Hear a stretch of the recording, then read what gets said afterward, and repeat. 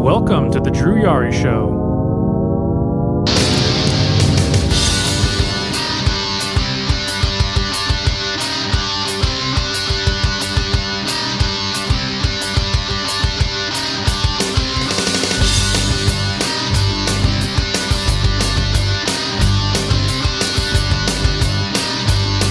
Hey, what's going on, guys? It's Wednesday. It's 9:07 p.m. Central Time here in San Antonio. Pretty ugly weather outside. We're lucky to be inside. But welcome back to the show, peeps. I am Drew, and with me, as always, is the man himself. Yeah, Justin, Spinebuster Tees, spinebustertees.com. Nice. And we're 12 days away from Christmas, and 19 days away from beginning of the new year. New year.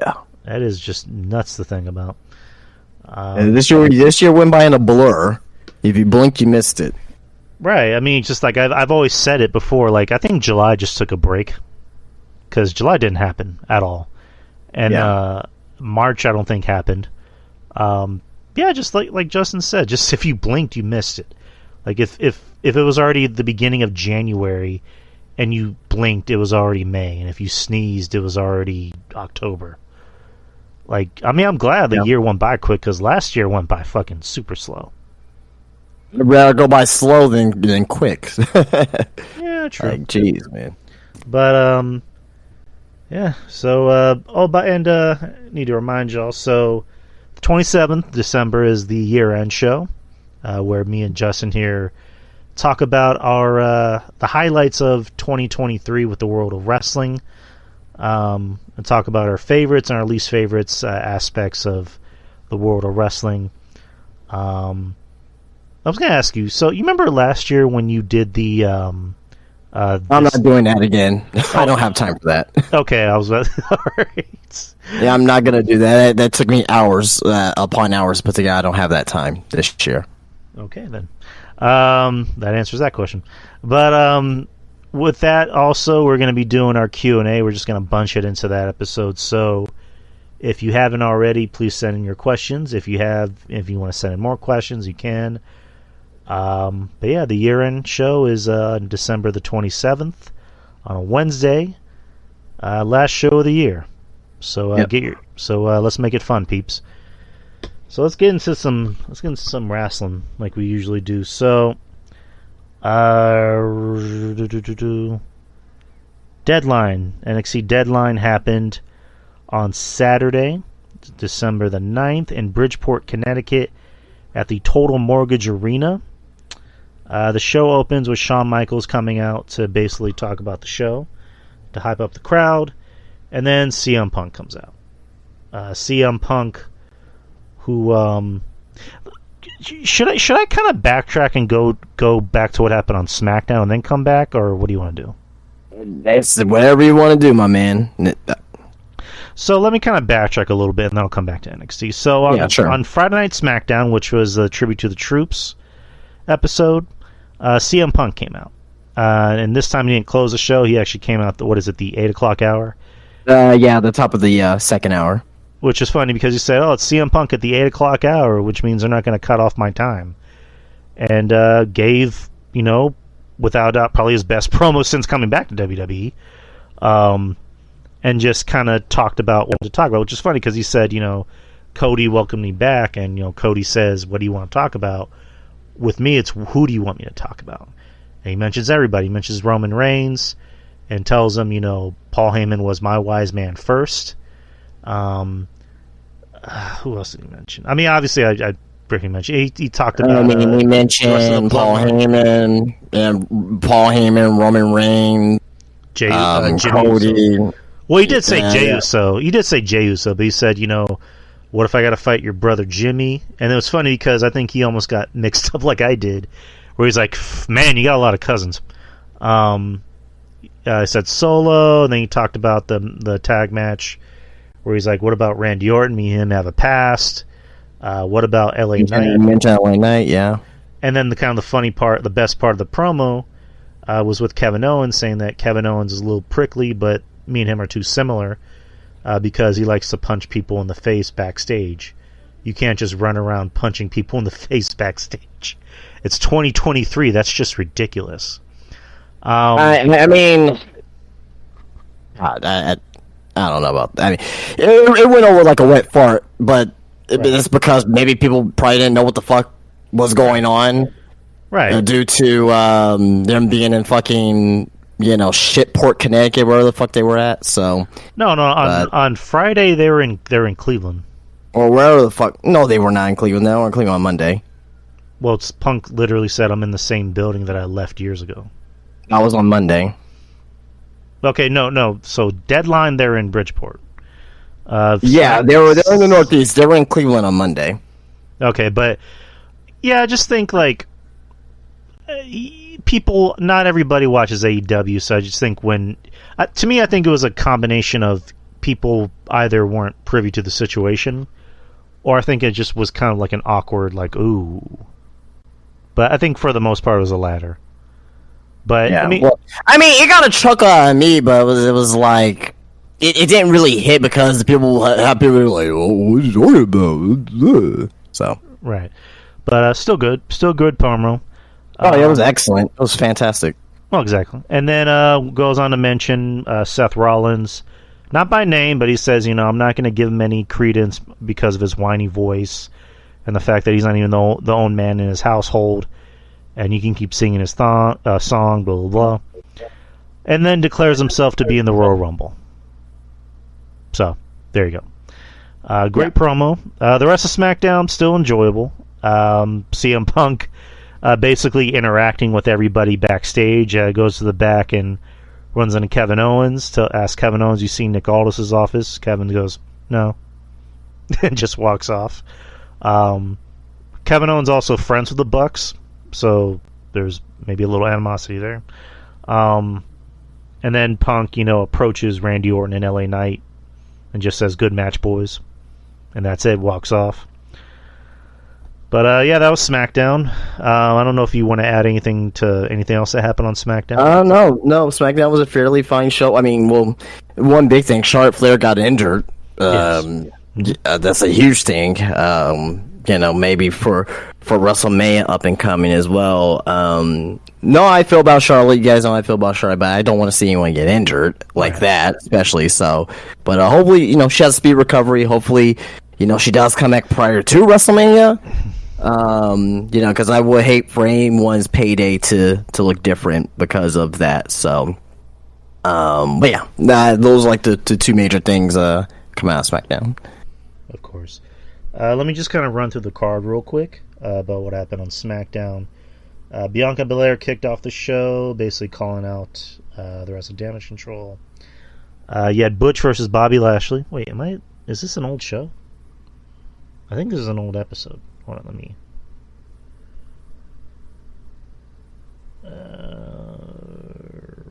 right.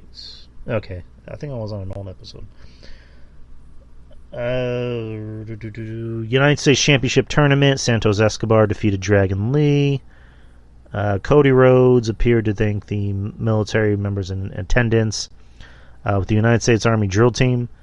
Orton, it was kind of a funny segment. Orton paid his fine, which was $50,000, but he ended up paying $100,000. And Nick Aldis said, "Why are you doubling it?" And Orton says, "That'll be for next time." So funny.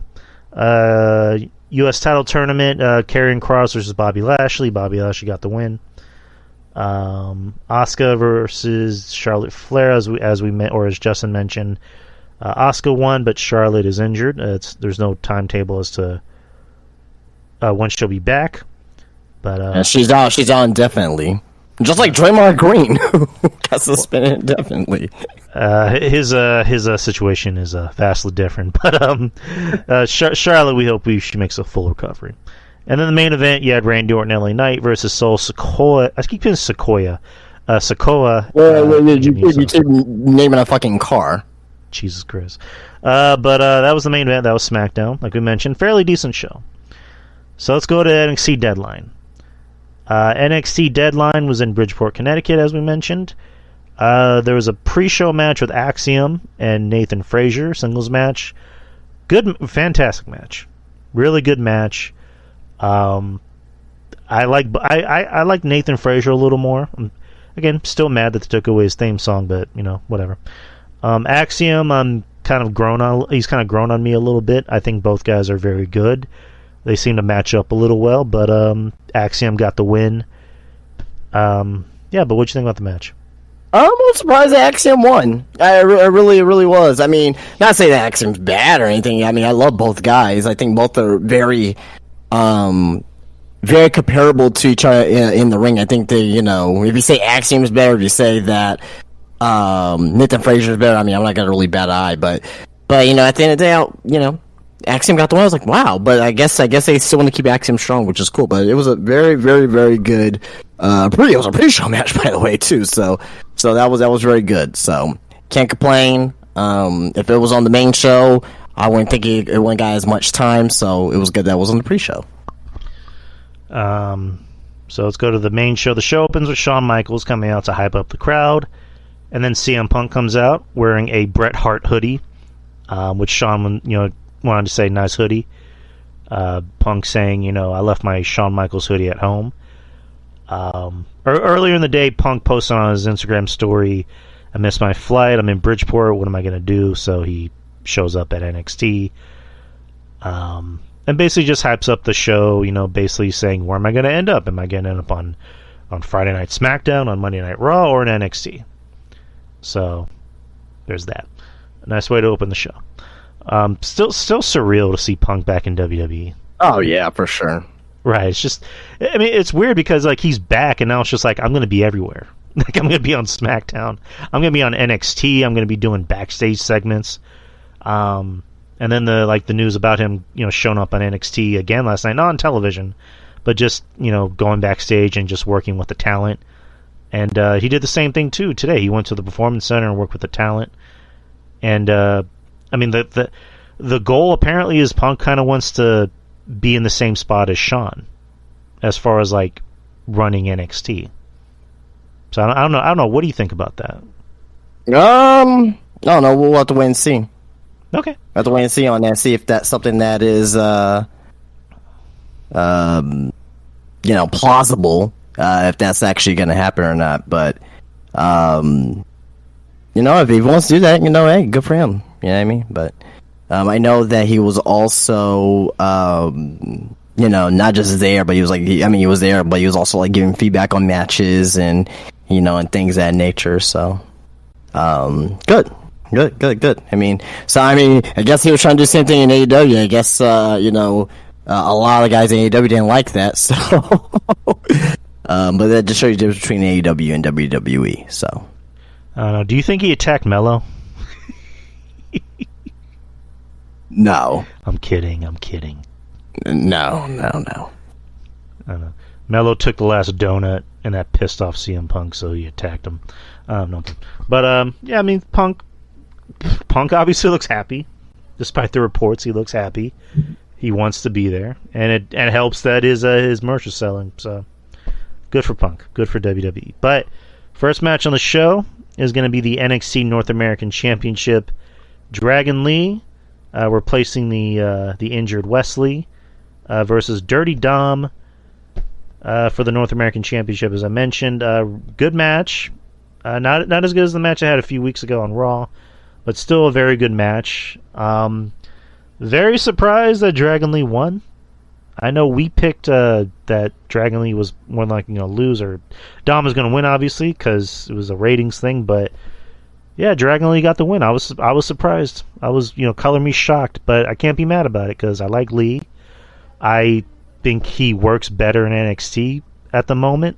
But what else can I say? What'd you think about the match? It was a fine match. I mean, it doesn't really. I mean, it's good for the North American Championship because Dragon Lee's a better workhorse worker than Dom. But to me, at the same time, it's okay, you took it off of a main roster guy to put on another main roster guy, and it's obviously he's got to be down there in NXT, but it's and it was due to certain circumstances as well because of Wesley, his back and all that. But Yeah. I don't know. I don't know. It was a good match, though. That's all I can really say. All right. Next is you have the Women's Iron Survivor Challenge to become the number one contender for the Women's Championship at New Year's Evil. Blair Davenport, Tiffany Stratton, Lash Legend, Kalani Jordan, and Fallon Henley. Blair got the win. I think you and me picked Blair. Yeah.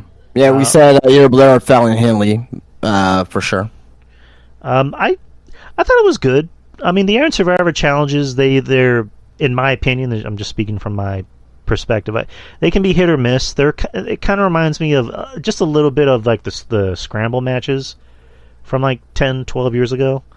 I think this is maybe a little bit better constructed, but it started to pick up a little bit in the second half of the match, and I thought that's kind of how it ended strongly. Blair getting the win, Tiffany looking great, but I don't think, I mean, I obviously knew Tiffany wasn't going to win. There was a lot of praise on Lash Legend. She actually worked like a big girl. There's a lot of praise. Where I didn't see it on social media. I legit saw people in our friend circle and everywhere else that were praising her.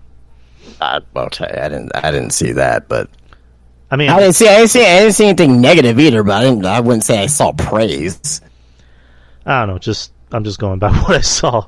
Kalani Jordan not getting a pin. I mean, she got her first like big match, so good for her. Yeah, Blair getting the win after having 3 pins. She gets the win. Afterwards, you saw the NXT Women's Jesus Christ. The NXT Women's Champion, Valkyria, coming out to kind of like, stare at her intensely to hype up the match. And then she gets attacked from behind by Cora Jade, who holds up the title. So Cora Jade's involved in this feud. But overall, what did you think about the match and Cora Jade coming out? It was fine. I think I liked the first women's Iron Survivor Challenge a little bit better. Not a bad match. It was good. I liked it, but it was fine for the most part. Cora Jade coming out afterwards. Well, first of all, Blair Davenport, she deserves it. She needed a big win like this. She needed to be put in the spotlight. She is obviously a main eventer type of talent. Finally, she's going to get that chance, so we'll see what happens here. But it looks like she's going to be involved with 300 women. But also, Cora coming out, I didn't think she was going to come out in the spot. I thought it was possibly going to be in the steel cage match, but she comes out in this spot here. So, but she gets launched to the top of the women's division. So she's back. She looks great. I'm not saying like she looks great, like sexualized. I know a lot of people were on social media, but no, I'm just saying, no, she looks great. She looks happy, and looks like she's ready to get back in it. So good for her. Right, and then of course there was a bit where her and CM Punk reunited, and Punk just said, "I'm proud of you." Oh yeah, that was cool. That's really good for her. You know what I mean? Right, and he said, "Me and April, proud of you." April being AJ, of course. So I'll the video from 10 years ago where Cora was a kid. She was a young kid and she met CM Punk and she's crying, and Punk says, "I don't like seeing women cry." It's regardless of how I feel about Cora, that's a sweet video. So that's a video if you don't smile at that video or feel any type of like happy emotion, then I don't know, something's wrong with you. But good for Cora. Let's see. Next is a singles match: Carmelo Hayes versus Lexis King. Little surprised. I was kind of looking for Lexis to get the win and some heel fuckery. Good match. Nothing. I wouldn't say it was a great match, but a good match. It's good to see Lexis, Junior, whatever you want to call him, kind of getting his feet wet and given that main event treatment. It looks like they really want to treat him like a star. And we'll talk about NXT in a little bit after this. But Hayes getting the win during the match. It was kind of similar. I'm just going to say this: the similarities. This is where the similarities end. It was kind of similar to John Cena versus Bray Wyatt from Mania 10 years ago, when Bray was giving John the chair. He's like, "Come on, hit me," or he's trying to like make him be a heel. but it didn't work. It was kind of similar to that where Lexus was telling, Carmelo Hayes, shake my hand, show these people what the snake you are. And then Hayes, ends up flicking him off. Eventually he gets the win. So, but what'd you think about the match? It was all right. I thought Pillman Jr. did well in his first pay-per-view match, and the story, it really was more of a story. It wasn't really more match quality. It was more of the story being told, and kind of what was sat there. I was like, oh, thank you for giving me that PLE rub or whatever, like, you know what I mean? So, so we'll see. It seems like Lexus King now, he is in the breakout tournament now, because he attacked one of the participants last night, so it seems like they have a direction with them or what they want to do with them, and we're gonna have to wait and see on how he's utilized in this tournament, and if he goes on to win the tournament. But it seems like he is a favorite to at least be in the finals. Next is the men's Survivor, men's Iron Survivor Challenge match for the number one contender spot at New Year's Evil. Trick Williams, Dijak, Josh Briggs, Braun Breaker, and Tyler Bate. A lot was going on in this match. This was a pretty crazy match, a good match actually. A couple notes. Let's see. I thought Briggs looked good out there. I think he's really good. I think he's kind of like a young Bradshaw, and in some aspects, he's an ass kicker. So I like seeing him in these spots.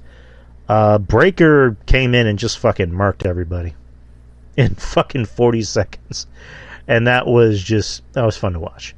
And then of course we know Trick Williams won. I think what kind of made it obvious that Trick was going to win was that he didn't have any pinfalls in like the last minute of the match.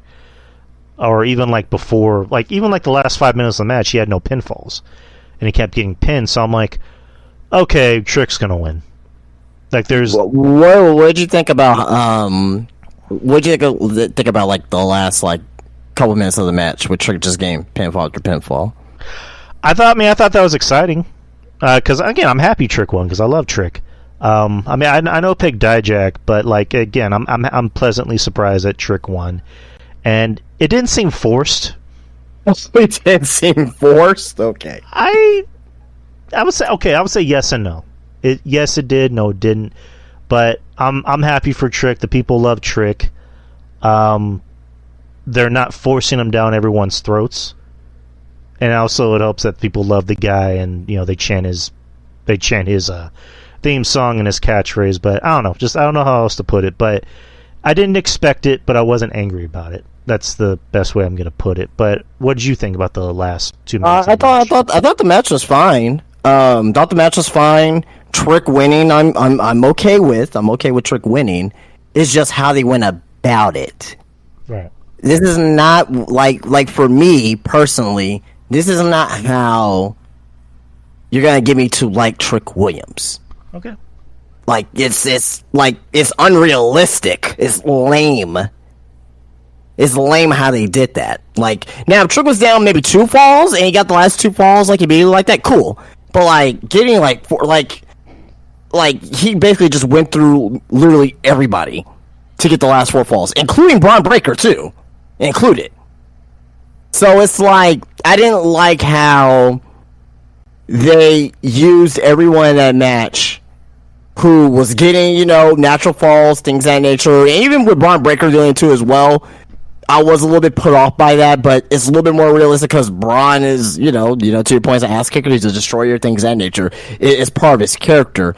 We haven't really seen that element of Trick Williams having that type of ability to do that, in a given situation. This is the first time seeing it, and the way that they did it was pretty lame, in my opinion. Happy that Trick won. Happy that he's getting the opportunity. Happy he's gonna get the opportunity against Ilya Dragunov. You know what I mean? Even though I think it's really just for story, but I think it's just gonna be for whoever attacked him is gonna finally be revealed. Maybe it's Carmelo Hayes, whatever. But yeah, I just think that the way that they went about it was completely lame. The crowd ate it up. Great, fine. But it could have been done so much better than what it actually was. it's I don't know. It's just unimaginative, lame, and kind of lazy. No, I get you. I totally get where you're coming from. I think in this case, since he's kind of like starting his push, he can kind of get away with it. But from where you're coming from, I get you where you're like, this isn't the best way you're going to get people to like him, because it's like with Cena, for example. Exactly. You know? There you go. It's like with Super Cena, and I know you remember this match. What is it? Over the Limit or Over the Edge? One of those random ass pay-per-views. Like, he had that I Quit match against Miz, and the whole time Miz is beating his ass, and then all of a sudden at the last second John Cena gets an AA and Miz says I quit. Yeah. The Over the Limit, what was that, 2011. Which one was it? Which one was 2011? Yeah, 2011. It was after. Yeah, 2011. Yeah, I have the pay-per-view in my fucking case over here. Yeah, that one, and also SummerSlam 2010. He gets DT on the concrete and eliminates fucking Justin Gabriel. That it kind of gave me those vibes as well. It's like, fuck, like, anyway. Yeah, and like, I mean, it's what it is. I mean, right. You know, he's super over right now. You know, he's talented. He's getting better. You know what I mean? Definitely getting better, but it's just like, just things like that just doesn't help me love what they're doing with them. Yeah, so I would think for someone like Shawn Michaels to see that and go, maybe we shouldn't do that if we want people to actually like him. But nonetheless, I'm still happy Trick won. I just, like you said, you know, yeah, I mean, you're right. They probably should have come up with something a little bit more creative. But, you know, oh well. Next is he had Kiana James versus Roxanne Perez in a steel cage match. I wasn't feeling this match per se. I think you and me on Wednesday or last Wednesday had kind of talked about that maybe this match shouldn't be a steel cage. Yeah. But I can't tell if the crowd was maybe just out of it or they just didn't care, but the crowd was really not feeling this match. And you can definitely tell. Nothing against the girls. I love Roxanne. Kiana, I'm very hot and cold on. I definitely think she has a look, and she's obviously talented. I don't know. Maybe it's just me. I just think something's missing with her. What do you think about Kiana James? I like her. Okay. I like her character. I like that she is a bitch, and she knows it. Her in-ring could be better, but she's not terrible by any means. But no, I mean, I like her. I mean, she's not one of my favorites, you know, in NXT, but you know, like I'll probably put her in maybe my top 10, top 15 in NXT for women. Right. I don't know. She's to me, she's like a female Bobby Roode. Like she has. I mean, that's not a bad thing. No. I mean, depending on how you look at it, but I mean, I like Bobby Roode. I mean, I liked him in. Yeah, TNA. no, that's what I'm saying. Like, I thought you liked Bobby Roode. No, I liked him in TNA. I liked him in NXT doing the glorious shit. But like, I say that in a sense of like, she has a look and she has talent, but she's not somebody that's like, I don't know how you put it. Like compare, like you just said, top 15 in the women, but like compared to other women, she's kind of like maybe not that interesting compared to most women. You know what I mean? Okay, so let obviously like Roxanne, Tiffany Stratton, you know, girls like that. Obviously, you know, you'll probably put her below them, right? Right. What about let's think. We'll just name one. I think I know where you're at. Blair Davenport. Like, do you think she's better or worse off from Blair Davenport? Do I think Kiana James is better than Blair Davenport? Yes. I think Blair's a little bit better because she has more of a unique look. Okay. Fallon Henley. Ooh. I think it's kind of balanced between those two. Okay. Maybe. Oh, I was gonna say Ivory now, but she's not there no more. Gigi Dolan. Oof. Gigi Dolan definitely has a unique look. I'll put it that way. Well, I'm talking about in ring. I'm talking about the whole total package. Like, would you like? I'm talking about like, okay, who would you rather eat, or who would you rather have, or who you think is better? Like, Yeah. All right, I get you. So if I'm WWE, Shawn Michaels, Triple H, whoever, I'll probably look at Kiana and go, she has a look, and we need more girls that look like her. Gigi. So like, Gigi Dolan. Yeah. I was gonna say Gigi. The best way to describe her is she's an acquired taste. Okay. Kalani Jordan. Good young prospect. Just give her 5 more years. But if I'm WWE, I'm choosing Kiana. Okay. So I guess like Kiana, like with the NXT roster, I mean maybe she's probably instead of top 10, maybe top 7, maybe. Yeah. Yeah. Like if you're if you're a fan and you see Gigi and you see her with the red hair and the gimmick, you're like, she's my favorite because she has a look. If you're The Office, you see Kiana and go, that's the look we want. That's the look and the personality we want. She's not terrible by any means in the ring. She's good. I was gonna say passable, but she's more than passable. She's actually very good. But it's just like, I don't know, something about her just doesn't resonate with me. Maybe I need to give her more time. But I mean, it's been 2 years. But like, she's not terrible. She's not awful. She's not amazing. She's good. I'll just put it that way. She's good. So, but yeah, the match overall with her and Roxy was just not very. It wasn't very good in my opinion. It just didn't. There was no reason why I needed to be in a steel cage. Oh no, it should have been on. It should have been a Wednesday NXT match. Like, I don't know. Like, but main event time. You had the NXT Championship match: Ilya Dragunov versus Baron Corbin. Baron coming out on a motorcycle, I guess trying to be the American Badass or whatever. Ilya coming out. Predictable match, but I'm not predictable in a bad way. Still a decent match, a good match for Baron.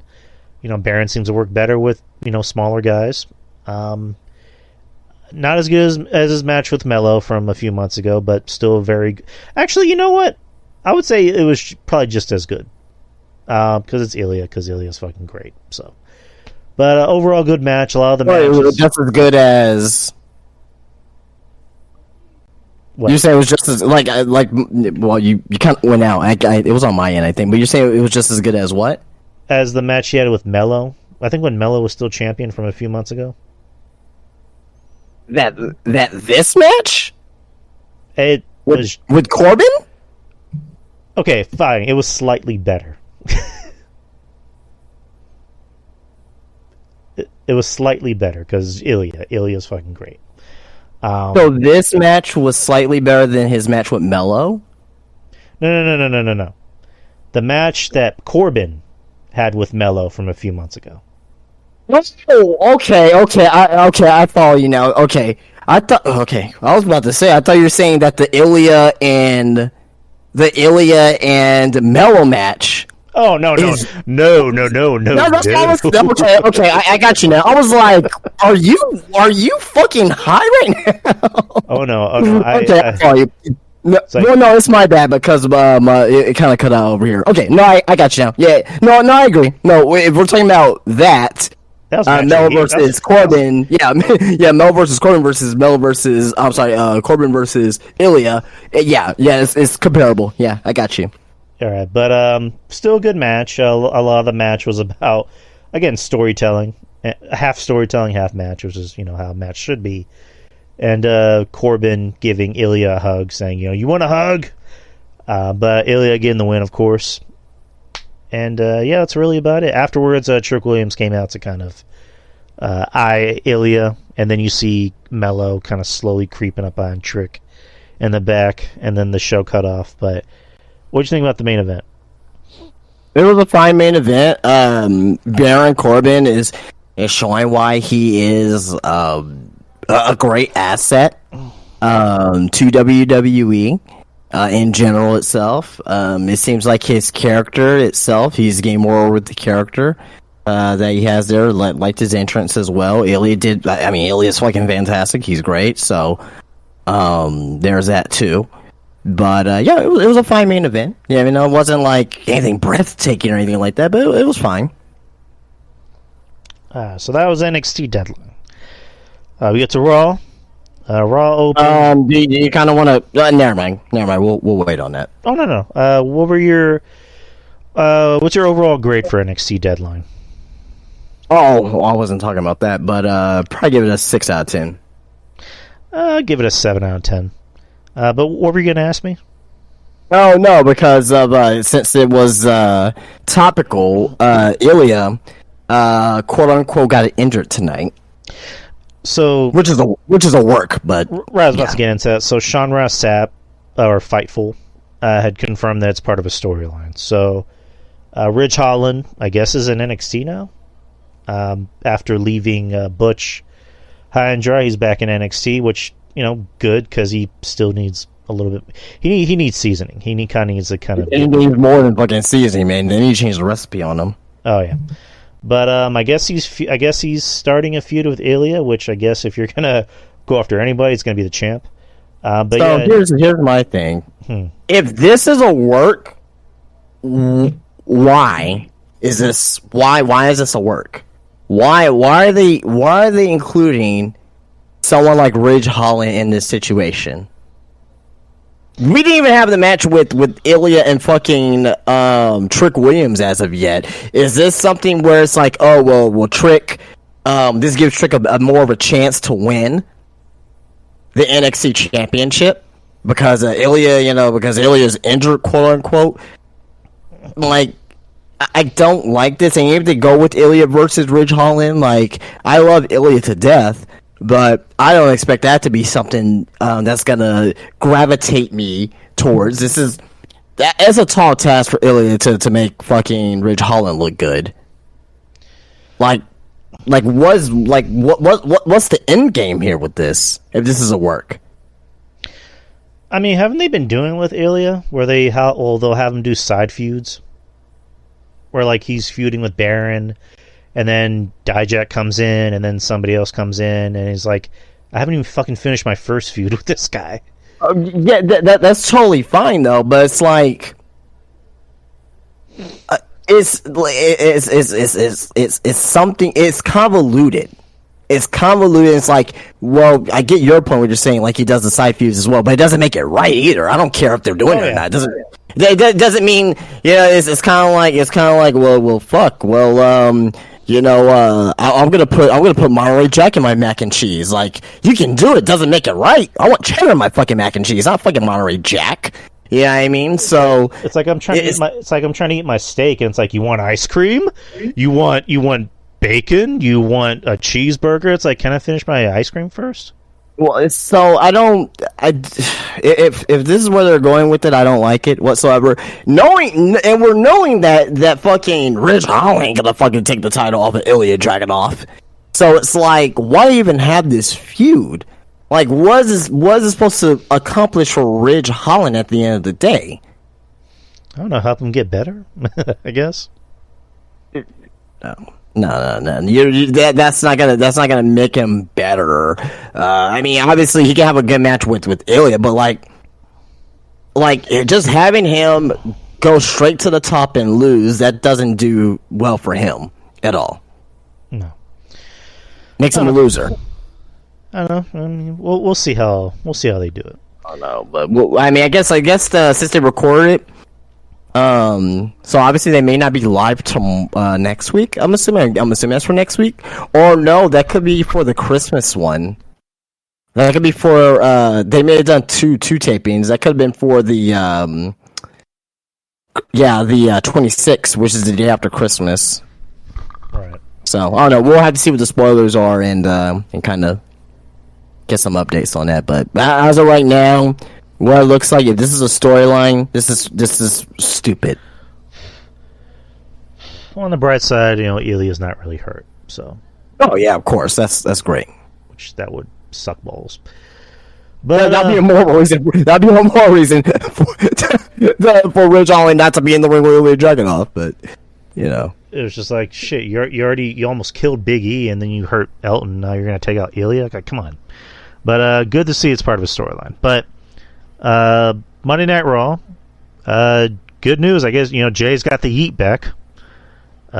So last week, WWE was abandoning the term after it was trademarked by independent wrestler Casey Huffman in 2021. WWE has now seemingly resolved the trademark issue. At a WWE live event in Utica, New York on Saturday night, Jey Uso was seen wearing his Yeet t-shirt once again in an Instagram story post where he just wrote, "It's back." So there's really no details on how the Yeet was resolved. Maybe they offered, maybe it's like we said, maybe they gave Casey a blank check and just said, "Hey, write whatever number you want, just give us the Yeet back." So the Yeet is back, Justin. But the show opens with Jey Uso hyping up the match with Drew McIntyre that they're about to have at the beginning of the show. Drew McIntyre comes out and basically just kind of acts like a heel. He's in full heel mode and called out CM Punk saying, don't sign CM Punk. We don't need him in our locker room. And they have their match, and they gave him 30 minutes, which was pretty surprising. But I was pleasantly surprised. I liked the match. It was good back and forth action. Drew getting the win after being a heel. Raking Jay's eyes, and getting the Claymore. And Drew's got the win. So, but overall, what'd you think about the beginning of the show, the match, and Jay getting his Yeet back? Justin? Why can't I hear Justin? I can't hear Justin for some reason.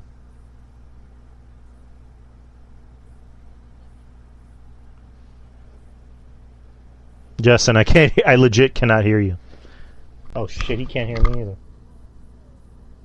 God damn it. Hold on.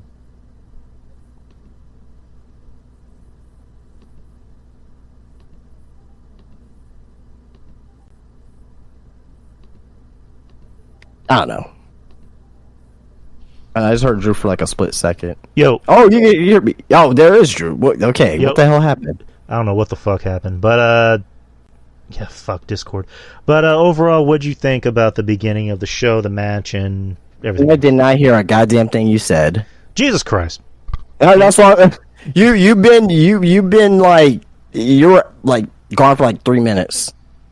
What the hell? So you didn't hear me talk. So you didn't hear anything I said about the Yeet and the beginning of the show. All I heard was that. Okay, so when we start saying about the Impact wrestler Yeet's back, and that's it. Okay, so let me kind of restart and make it kind of simple or short or whatever. So Jey Uso's got the Yeet back after WWE resolved the copyright issue with Casey Huffman, and the beginning of the show, Jay hyped up the match with Drew McIntyre. Drew McIntyre came out and was being a heel. Drew McIntyre Fuck, I can't talk. Drew McIntyre got the win after being a heel, breaking Jay's eyes, and that's it. They got 30 minutes. Good match. What'd you think about the match? Good match. Good over to Raw. It was a pay-per-view quality match to open Raw. As far as Jey Uso getting Yeet back, I kind of said what I said last week. I am already getting sick of Yeet because people are overusing it already. I heard that the wrestler, the independent wrestler, I heard that the copyright expired, something like that. So that's what I heard. I don't know if that's true or not, but if so, that sucks for him. I mean, it is what it is. I mean, can't really do anything about it, but if Yeet's back. I'm just gonna have to, I guess, deal with it. I mean, but WWE, they know how to just overuse shit. Just like how what you guys want to talk about. It was cool at first, then now it's annoying. Now they're gonna make Yeet annoying. So, but as far as the match was concerned, like I said, the match was good, very good. Jay's fantastic. Like, he's so great in this babyface role that he's doing, man. Like, he's so good. Mm-hmm. Drew McIntyre turned into that dick prick heel. It is great as well. So, very good pay-per-view quality match to open up Raw. I loved it. Good match. Very good TV match. And like you, I'm digging Drew as a heel. He went from just being a sympathetic babyface or the sympathetic heel trying to be a babyface, but now he's just a straight up dick, and I love it. And Jay is just over as fuck. He's an over as fuck white meat babyface. And this was a good match. This showcased his strengths definitely, Let me just kind of jump to the big segment of the night, and we'll just talk about everything else. So CM Punk came out. To make his decision. You can hear me, right? Yep. All right, just making sure. So CM Punk came out to make his decision and address the fact that they were in Cleveland, and nearly 10 years ago, or I guess, what is it, 9 years and 11 months to be exact, addressed the fact that he walked out on WWE in this very same building. But now he's back and he's happy, and he's home, as he always says, and then makes the decision to sign with Monday Night Raw. After which Seth Rollins comes out and they have their first big face-to-face, pretty much all but confirming the main event of night one. Seth Rollins comes out and just says, don't you dare call this place home after you try to tear it down for years and years and years. But I will give you this: if you've changed, let's say you've changed, and you and me eventually end up wrestling, I'm gonna wrestle circles around you. I'm gonna expose you. And then Punk just says, "Are you done?" Because I'm tired of the disrespect. Because I'm gonna enter the Royal Rumble and win, and maybe I'll just face you. And then he leaves. But overall, what'd you think about the segment? Man, this is the CM Punk we need. Right. This is the CM Punk promo that should have been on that Friday SmackDown. Fantastic stuff. So that the what he did on Friday and we with Seth Rollins coming out there, and that just the whole segment was fantastic. Like, just now, one thing I will say is that it kind of it definitely reminded me for sure of the Hangman Page promo of the Hangman saying, "I'm gonna protect AEW from you," and it's kind of the same thing with this Seth Rollins. So very, very comparable, very comparable. And if you go back, if you watch these promos back to back, you can see them. You can see that similarities, but doesn't mean it was anything bad about it. It was fantastic stuff. So yeah, very good. Apparently there was no producer for the promo, which is funny. I mean, I know Brian Gewirtz, former WWE writer, had said that they usually don't. I forgot how he said it. They usually don't give producers to like promos, or I don't know how he worded it, but like, yeah, there weren't any producers listed for the promo, and you can tell because it flowed naturally. So, but a great segment. Punk doing more, I guess, more backstage antics, if you want to call it. On Raw, he meets up with the Judgment Day for the first time, and says, "Where's Rhea?" And then they walk off, and Dom kind of gives him the side eye. Meets up with Drew McIntyre, and Drew McIntyre is saying, "I don't care whose story you got to finish. I'm going to do my own thing." And then Punk saying, "What did I do?" Turns around and sees Kofi Kingston. Says, "You're making me crazy," and Kofi saying, "I don't do those things anymore." So they hug, and then he shakes hands with Chad Gable, shakes hands with Ricochet. Says, "Ricochet, I heard you're bad at video games." So, yeah, we got that. So it was kind of a wholesome segment, him meeting up with Kofi, which I'm pretty sure wasn't the first time. I'm pretty sure you saw him at Survivor Series. So, but it was nice seeing them kind of reunite together. The rest of Raw, Rhea Ripley had a match with Maxine, and Maxine is really not ready. She really needs some, like, I forgot how you said about what you said about Ridge. He doesn't just need seasoning; he needs to change the recipe. The whole fucking recipe, right? Because and a lot of people were blaming Rhea, which I'm like, what the fuck? Are you high? You're blaming Rhea? Maxine? Let me tell you something. Diva stands on Twitter. That is a whole different fucking world, man. Like, God, man. Like, I despise Diva stands on fucking Twitter. Mm-hmm. It is the worst element. It is the most bottom feeding fucking shit of professional wrestling that I've ever seen in my fucking life. Mm-hmm. Terrible. terrible. Those people don't got friends. Those people, their family hates them. They're bad people. Yeah, and it's just like Rhea legit saved Maxine from falling on her fucking head twice. So how is it Rhea's fault? Like, Rhea is anything but dangerous in the ring. So, like you said, Diva stands, like, seriously, go fuck yourself. Like, do not blame Rhea into this. This is all Maxine. Maxine is not good. She is not ready. She needs to change her fucking recipe. That can be the title of tonight's episode. I'm not gonna. I'm not gonna go in on fucking Maxine. Oh, but no. You want to know who I blame? Huh? I blame whoever is putting Maxine in the ring in the first place. With fucking Rhea. Like, I don't care who it is. She should not be a wrestler. Okay. Period. Okay. She should not be a wrestler. What she does out there, being a valet, a energy person for for Alpha Academy, that's good enough. She doesn't need to do actual wrestling matches. Right. I mean, yeah, fair point. I mean, not everybody needs to be a wrestler. Back in the day, it was just like you're a valet or a wrestler. It was not one or the other. You never. I mean, as far as I know, and I hate to compare the two, you didn't see Miss Elizabeth wrestle. I mean, she was involved in spots and segments. Maxine, like you said, should not be a wrestler. She needs to be a valet. She needs to be a manager. She just needs to be in the program with Alpha Academy. She should not be in the ring with anyone, let alone Rhea Ripley. So, whoever was in charge of that segment, whose ever bright idea was to have Rhea face Maxine, they should be fired. That was bad. That could have gone a lot worse than it did. Luckily, Rhea was able to catch it twice. Like, that was just bad.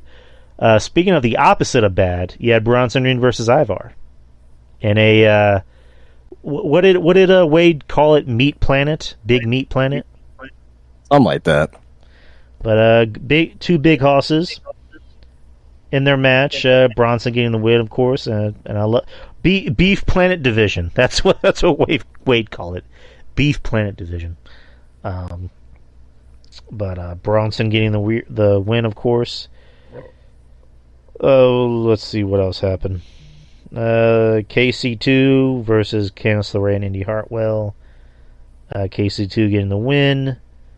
Imperium versus DIY and The Miz. Good to see DIY getting some reactions. What happened? Miz getting the win with DIY. And then The Miz challenging Gunther to do a rematch, and Gunther says, "You can get your rematch, but if I beat you, you'll never get another Intercontinental title match as long as I'm champion." So, and then the main event, you had Shinsuke Nakamura versus Cody Rhodes. Solid match, good back and forth action. I don't think these two have ever had a match. Well, in WWE, as far as I know. But good back and forth action. Ends in disqualification after Shinsuke sprays the mist on Cody, getting that good heel heat. But that was it. But overall, what'd you think about the main event? Good, very good.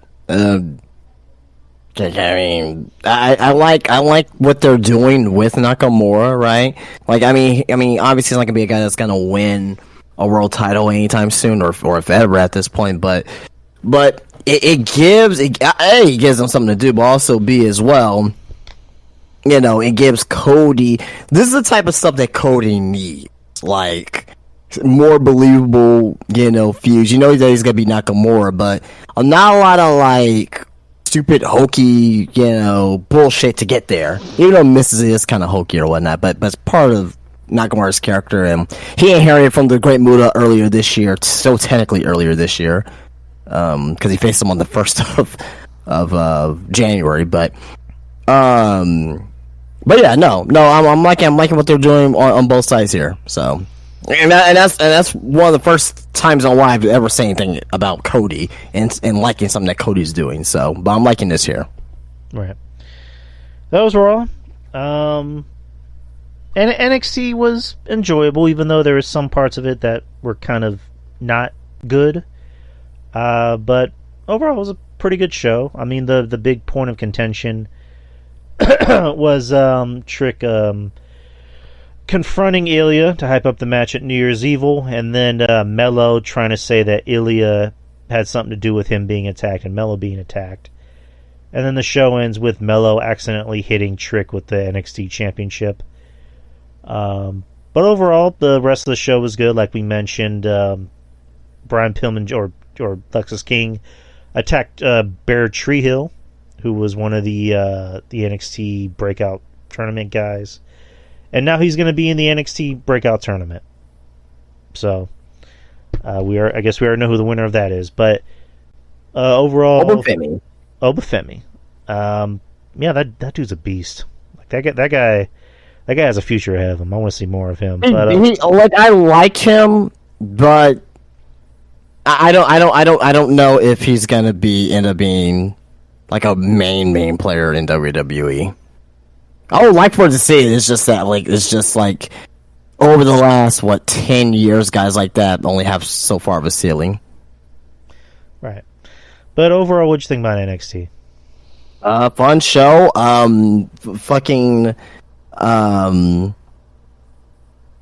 more other person too. Riley Osborne has a nice shooting star press. They hit on Keanu Carver, so that was good there. But that's number one. But also number two. Poor Andre Chase, man. Poor Andre Chase. He's just in shits right now. He's in very much so shits right now. So, but also that and Tyler Bate and Dragon Lee, they put on a fucking great match. Oh yeah, loved it. Yeah, this Tyler Bate. He's been ready for the main roster for like 3-4 years now, but it seems like he's gonna be on his way up. But yeah, very fun show, NXT. Right, as it always is. But those are all the shows. I guess, do you want to do a quick review of Dynamite tonight? And I don't have any information up on Dynamite. Unless you got it. I don't. Okay. Wait, actually, I can just pull up the matches. Give me 1 second. Yeah, I saw it, but I didn't have it up. AEW Dynamite results. Alright, here we go. Oh, wait. No, I don't have anything.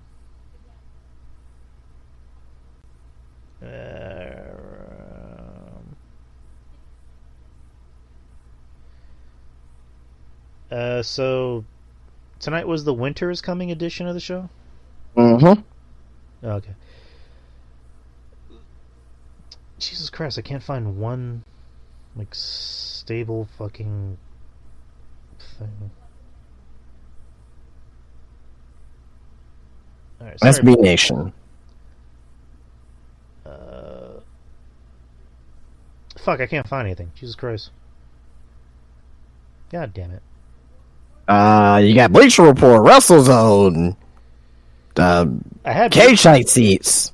Hold on, I did have Bleacher Report, but it didn't give me any results or anything. Hold on. All right, WrestleZone, AW. Well, you've got to scroll through and it tells you the result. Hold up. AW Dynamite results. Alright, here we go. Alright, so there was an in-ring segment with Samoa Joe, which preempted Hangman Adam Page to come out. What happened with that? I didn't see that part. I didn't see that part.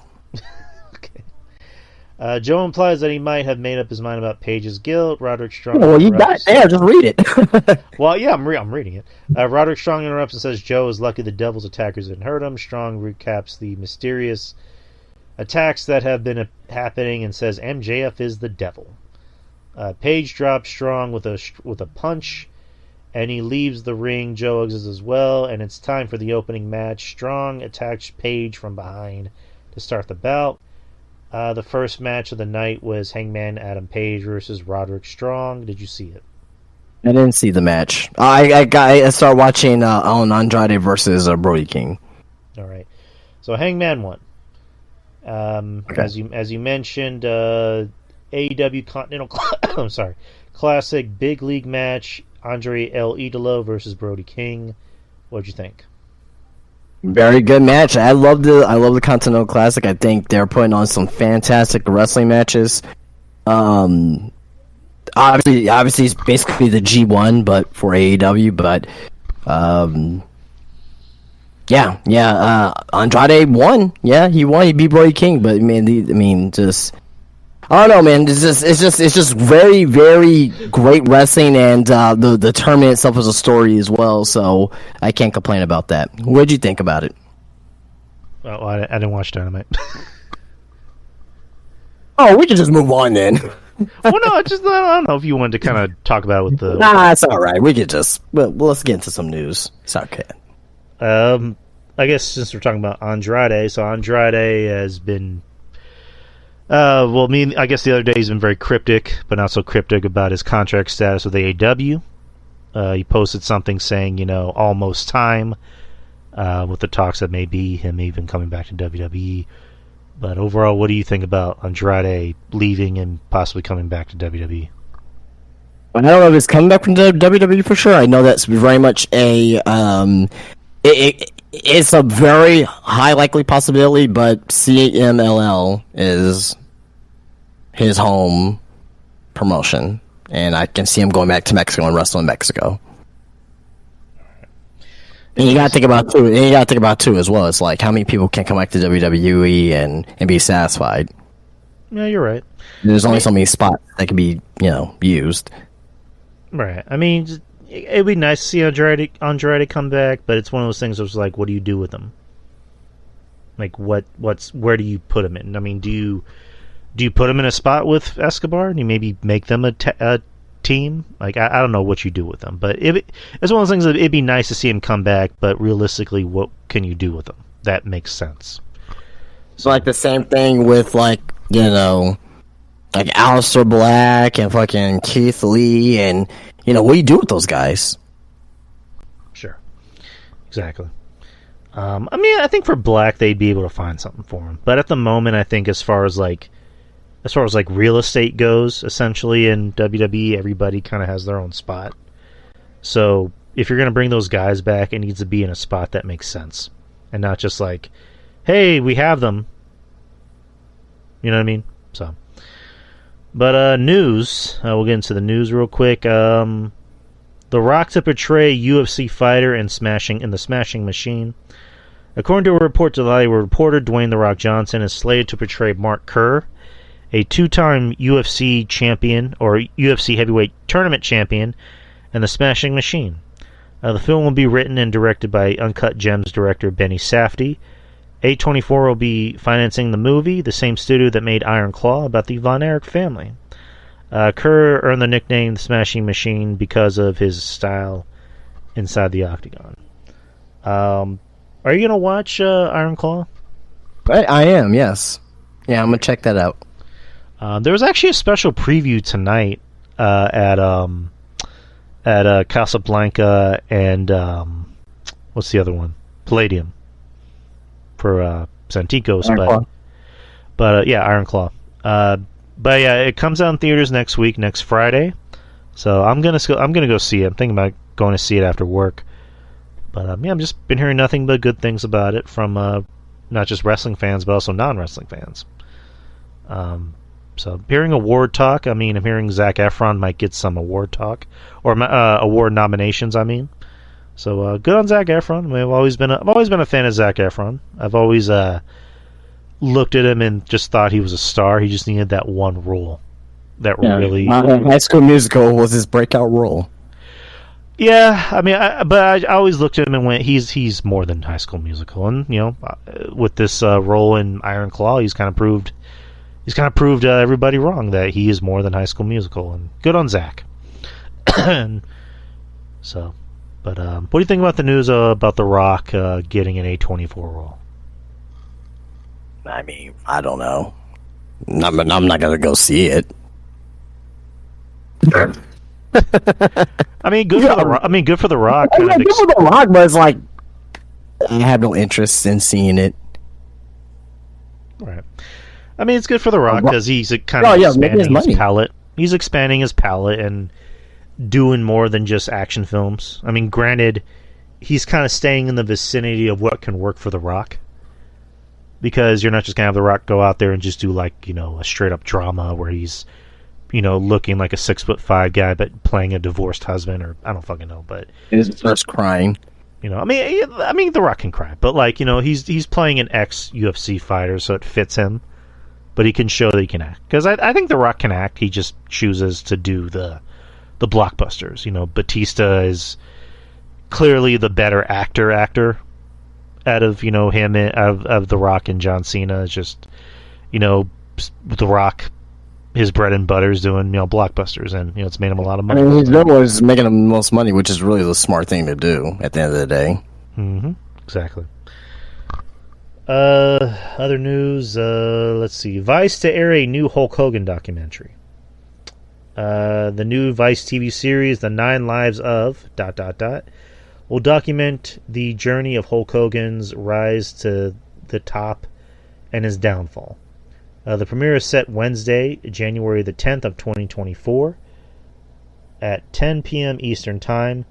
The series will look into the lives of WWE Celebrity Hall of Famer Arnold Schwarzenegger, the late Pee Wee Herman, comedian Dave Chappelle. Wait, how did Dave Chappelle fall? Howard Stern. Howard Stern fall. He's still working. And Tiger Woods, the South Park TV series, and others. I mean, in comparison, because, like, Dave Chappelle for a while was out of people. Like, after Chappelle's show, like, he wasn't doing shit.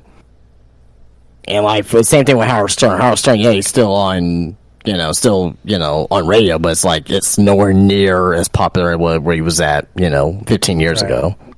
So. Right. I mean, is he, the same guy he once was? No, but he signed a shit ton of money to be with SiriusXM, so I don't know. I don't know how you would call it the rise and fall, but and then Dave Chappelle, I think he still has a deal with Netflix where he gets paid a lot. Tiger Woods definitely he fell, and Pee Wee Herman definitely kind of had a fall, but even more than a fall at this point. Yeah, he's dead. But overall, that's fucked up. That's fucked up. You say, but he is dead. So, but overall, what do you think about the Hulk Hogan documentary coming out? Great, looking forward to it. As long as he has nothing to do with it, it should be more than truthful. Lexus King. Lexus King was on. What podcast was he on? Doesn't say what podcast he's on. But apparently, he has a fan base. The Rock has the people. Cena has the Cena Nation. Apparently, Lexus King has the registered Lex offenders. So when Brian Pillman Jr. was in AEW, he would refer to his fan base as intellectuals with an X. Taken to his Twitch channel, King addressed his fans calling themselves registered Lex offenders. He said, "Yeah, the registered Lex offenders is a little. As much as I think it's funny, I think that one has to die, because we can't say that on TV. It's just a little, I appreciate the creativity, you guys. That's just funny. It's funny, but you obviously can't say that. But thoughts on the registered Lex offenders? No thoughts. Alrighty then. That's not. Yeah. I can't even comment on that. Yeah, when I saw that, I went, "What?" I'm glad Lexus King just kind of went, "Yeah, we can't do that. Sorry, guys." But we'll move on to the next topic. So, over the weekend, I think this is the last weekend, there was a little bit of controversy on the Fox on SmackDown Twitter page where they posted a picture of Bobby Lashley and the Street Profits and put "Dem Boys." To which Mark Briscoe replied, at Triple H, whoever posted that should be fired or needed the taste slapped out of their mouth for lack of reference. To which Mark backed off and then wrote back saying, "Hey, that's why I quit posting on Twitter. LOL, just logged back on. Wow, some of you are all wild. I just miss my brother, that's all. I got a little in my feelings when I seen the Fox post. Triple H You don't need to fire anybody. Times is tough. Love y'all. Take it light, people. Dem boys forever. Kind of two things. I was kind of going about this with two different sides of thinking. One, if anyone has a gripe for anyone using dem boys, especially in the wrestling community, Mark Briscoe has more than a gripe about it. Because, it's weird to think about. He lost his brother at the beginning of the year. I still can't believe that was at the beginning of the year. Jesus. I mean, we that's when we did the 5-year anniversary show. That's nuts to think about. But he misses his brother, and I'm not going to tell him anything. If he wants, even if he did get mad about it, I'm not going to tell Mark shit about it. No one should tell Mark shit about it. What I was saying is that the fans probably shouldn't be pretending to be mad about it. Because for one thing, and I might be wrong, maybe I'm right, maybe I'm wrong about this. Does WWE actually run that Fox on SmackDown Twitter post, or is it somebody else? I think it's someone from Fox. Okay, so but I think a lot of times it's a guy that's in the know in WWE and in wrestling. So, because they before kind of reacted to some AEW stuff, or kind of because remember they did. I don't know if you remember they did. Jay Cargill's All Elite. Oh, I'm sorry, is WWE. Do you remember that? Vaguely, yeah. So they are in the know of pro wrestling. So it's just kind of, to me, a little insensitive about that. You know what I mean? I don't know. I think it was a little insensitive. I don't think they really meant it either, but it was at the same time, it's they weren't in Dallas. One. Right, I was going to say that. So, do you think it was more of a Dem Boys thing about the Cowboys? And not... I don't even know. They weren't in Dallas. Why would they even... why would they even come out, you know what I mean? That makes no sense. Right, so for, here's just kind of what I was thinking. And you can say I'm wrong about this, but, since it's Fox, and you kind of already said that it's more so someone from Fox running the Twitter account, but at the same time it's someone that's in the know. Do you think it was more just a thing about the Cowboys? Because when you think of Dem Boys, you think of the Dallas Cowboys. That had nothing to do with the Dallas Cowboys. Right. So why would that I didn't even think about the Dallas Cowboys until you brought that up. That has nothing to do with the Dallas Cowboys. Dem Boys, we them boys. But but it had nothing. But it had nothing to do with football or no.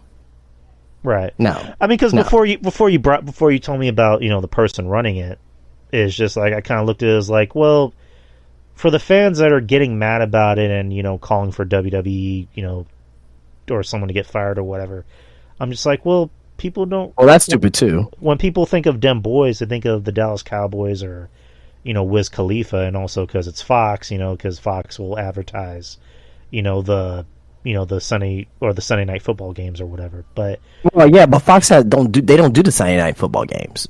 The Cowboys they played on NBC. The weekend football games. I'm sorry, that's what I meant. But that doesn't matter because the Cowboys played on NBC this past Sunday. So why would they advertise them boys on a game that they weren't going to have?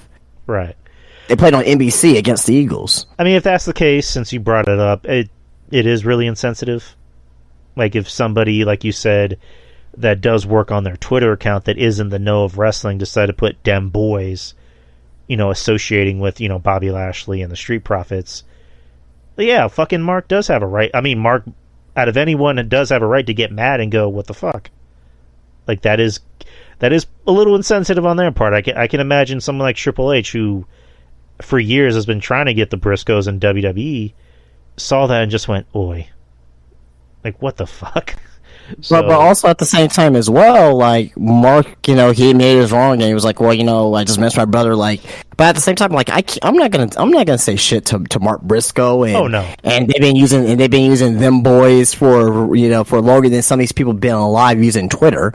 You know what I mean? Been using them boys since forever, for over 20 years, and the fact of the matter is that, like, if he gets upset by it, he has every right to be upset by it.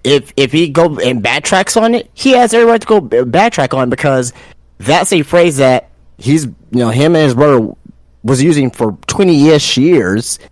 And, the fact that, his brother passed away earlier this year, and he's still feeling it, and it hasn't even been a year yet. I mean, and it's still kind of fresh to him.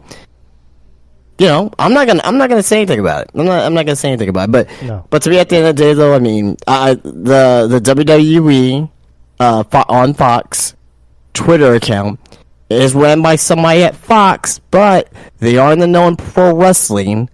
And also on top of that as well, they have made not necessarily references to AEW, but kind of made references to AEW in the past as well. So if you know of AEW and you are a wrestling fan, you are in the know, you know what them boys mean. Now, I'm not to say that the same person that runs it was the same person that tweets it out, because there's not just one person that runs the account, obviously. There's pretty sure there's multiple people on certain days, they do certain tweets on certain days, things of that nature. So I'm not too sure if the person that tweeted this out clearly probably didn't know about that. Right. But yeah. Overall, it was just a dumb thing to post. We'll just put it like that on Fox WWE's account. Sure. Yeah. But right. Next topic. Seth Rollins. WWE contracts are set to expire in 2024. WWE will be planning to sign Seth Rollins to a new contract once his contract is up by that time. It has been reported that Becky Lynch and Drew McIntyre's contracts are also ending next year. According to a report from Fightful Select, WWE has not yet started negotiations with Rollins to extend his contract, which is set to expire in June. A report noted that Rollins is well liked and respected within the company, and we're told that there will obviously be an offer made at some point, with WWE sources indicating that he'd be made a priority. When asking a WWE official, we're told we would not dispute the information as it pertains to his contract being up next year, and that Rollins will be made a priority. So, Rollins, he's signing back because they love the shit out of Seth Rollins up there. They went out of their way to make a title for him.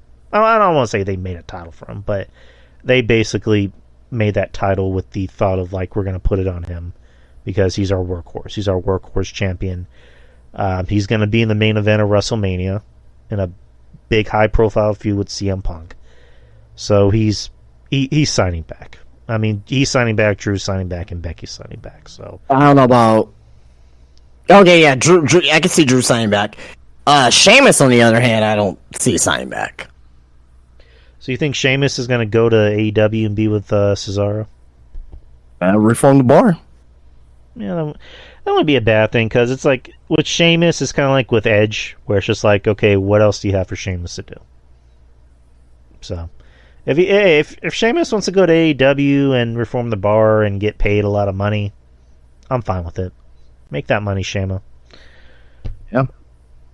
I don't know if you had this in your notes, but WWE and MLW reached settlement in lawsuit. WWE and MLW have reached settlement in the ongoing lawsuit that has played out for a while now. Major League Wrestling filed the amended lawsuit in March, alleging that WWE's exclusivity agreements such as Peacock and NBC caused violations of the Sherman Antitrust Act regarding the pro wrestling media market in the U.S. MLW has argued that WWE was engaging in unfair practices, including attempting to prevent Ring of Honor from running Madison Square Garden by allegedly having Triple H try to stop it. They also allege WWE prevented AEW from booking an arena in Cincinnati, Ohio, and WWE going after MLW talents, including Davey Boy Smith Jr. and Swerve Strickland. MLW filed an antitrust lawsuit last year alleging that WWE interfered with potential deals with Vice TV and the Tubi streaming service. In the lawsuit, MLW claimed that they had a deal with Tubi in place, but WWE pressured them to drop it or they would pull SmackDown from Fox since Fox owns Tubi. MLW claimed that WWE SVP Susan Levinson called Vice executives to have the deal reached and made to air archival footage because Vince McMahon was pissed about Vice airing MLW programming. Per Brandon Thurston of WrestleNomics, the settlement is expected to be completed within the next 30 days. But what do you think about that? Not much. It doesn't do anything for me day to day. It doesn't really do anything in the grand scheme of things. I mean, I'm glad that they came to a settlement on it, and we all move on with our lives. Which is kind of like coincidental that they blocked, or allegedly blocked, Tubi from putting MLW on programming since, or they were going to say, we're going to pull SmackDown from Fox. And now SmackDown's going to be on USA Network. So, hey, maybe this gives an opportunity for MLW. So we'll see. Last bit of news: Mustafa Ali, Dolph Ziggler, and Matt Riddle are among the former WWE superstars who will become free agents next week. WWE released many wrestlers from the main roster in NXT in September. On December 21st, the following wrestlers will be free to sign with any promotion of their choosing: Mustafa Ali, your girl Aaliyah, Shelton Benjamin, Rick Boogs, Dana Brooke, Dabba-Kato, Elias, Quincy Elliott, Ulissa Leone, Massey, Mansois, Riddick Moss, Matt Riddle, Shanky, Top Dollar, and Dolph Ziggler. What do you think?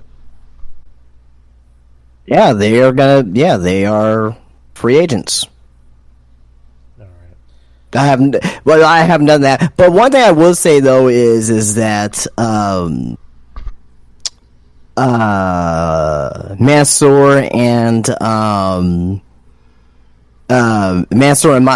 Mace, they showed up at DPW over this past weekend. So, and they got like a huge reaction. So good for them. Hopefully they hopefully they do something on the indies and create, get some good characters for themselves and get over and, because they're two good dudes. But hopefully everyone, except for Aaliyah, hopefully everyone finds their place and spot. So it's 21st. That's going to be Thursday, next Thursday.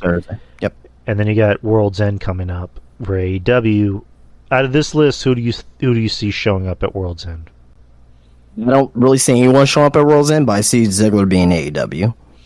What about Ali? Maybe we'll see. All right. I think he'll be better in Impact, TNA. Yeah, that'd be interesting.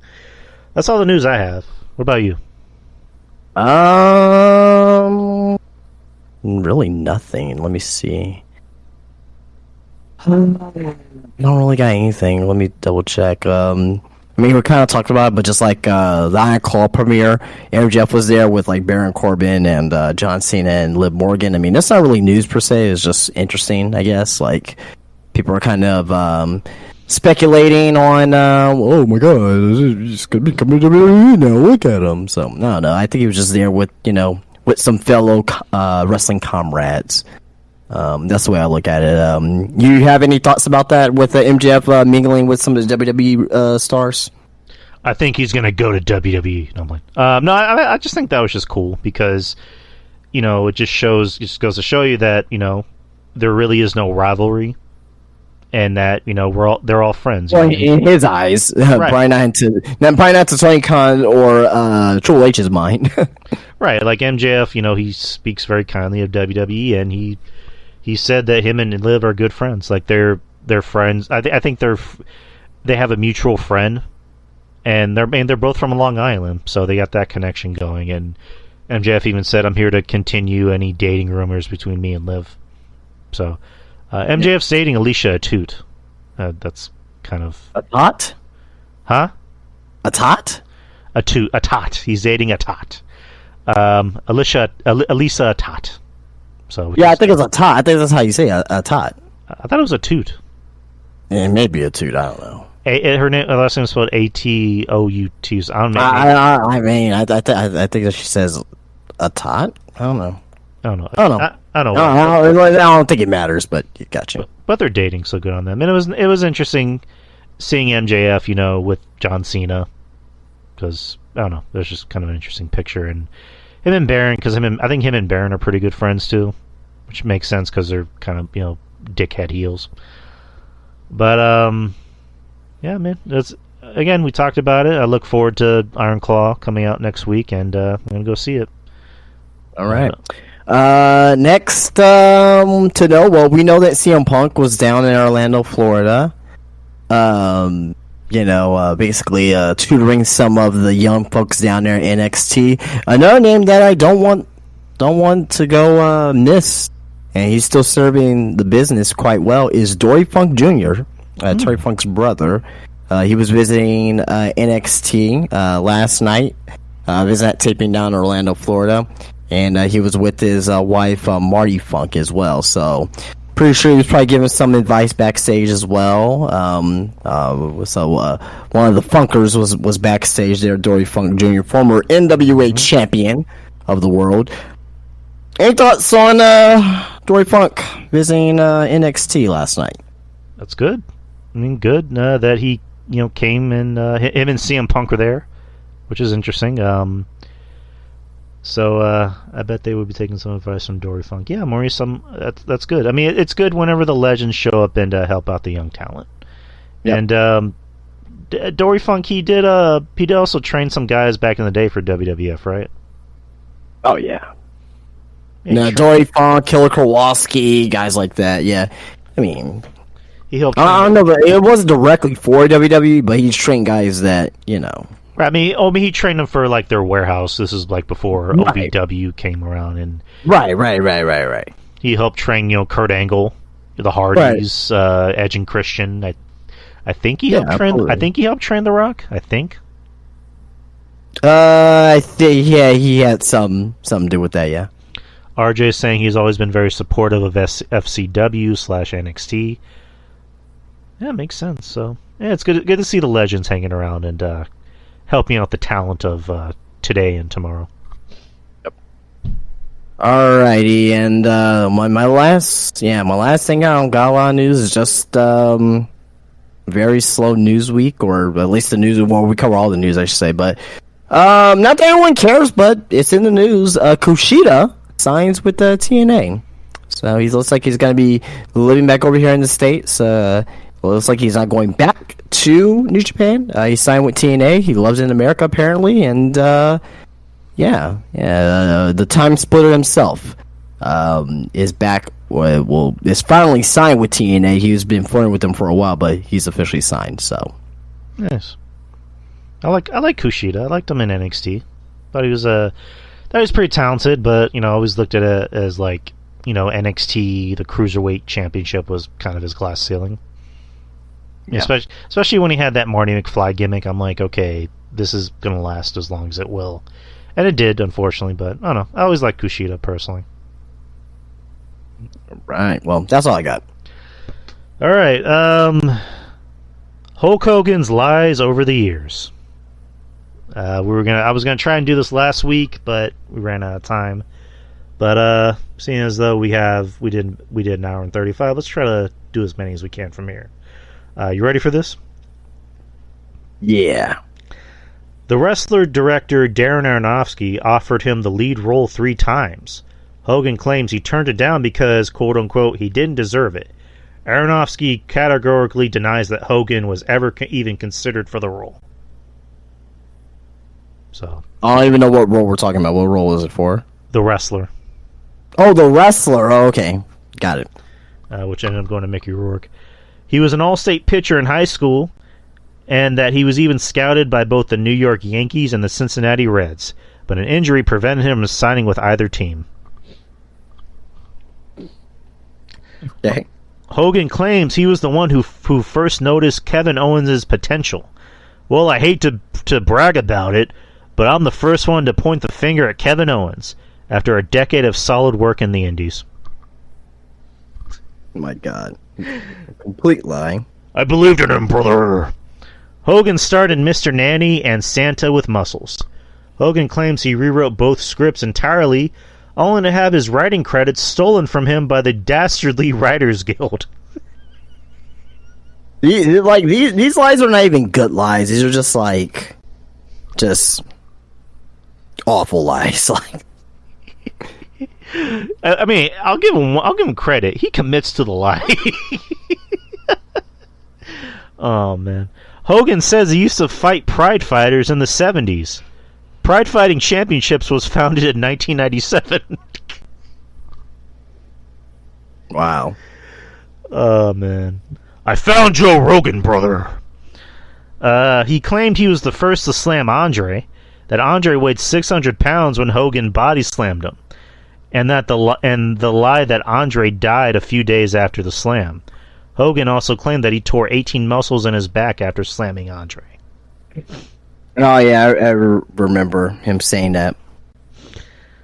John Belushi sadly died in 1982, but apparently, according to the Hulkster, he parted with him after WrestleMania 2 in 1986. Well, maybe in your dreams. It was the ghost, brother. We had a good time, brother. Hogan told Taker that he caused permanent damage to his neck by botching the tombstone spot, and Taker believed him for the better part of 2 years before finally seeing a tape of the match, which clearly showed Hogan's head came nowhere near the chair. Yep. He's working. Hey, Taker got his revenge after Hogan couldn't start his motorcycle. Hulk Rules, an album released by Hulk Hogan and the Wrestling Boot Band. One of the most famous tracks from the album is the tribute song Hulkster in Heaven.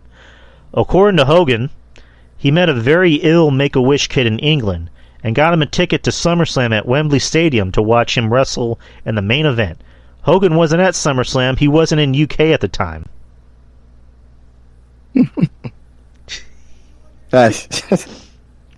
All right, wow. Oh, man. Hulk Hogan claimed that he was asked to join a startup company known as the UFC. While UFC wasn't nearly as popular as it is today, Hogan said he wouldn't have joined because guys get beat up when the fight should be stopped. Sure, Hogan. Oh, man, I'll do a few more. While he was in WCW, Hogan said that a pay-per-view bout between himself and Mike Tyson was supposed to commence. Hogan's excuse as to why it didn't happen? Tyson was too scared. They were supposed to bring in Mike Tyson at one point, but that wasn't the reason. So, yeah. I know Kevin Nash told a story about how Vince wanted him to fight Mike Tyson for charity. And Kevin Nash just went, "You want me to get my ass whooped by Mike Tyson for free?" Oh, man. George Foreman Grill.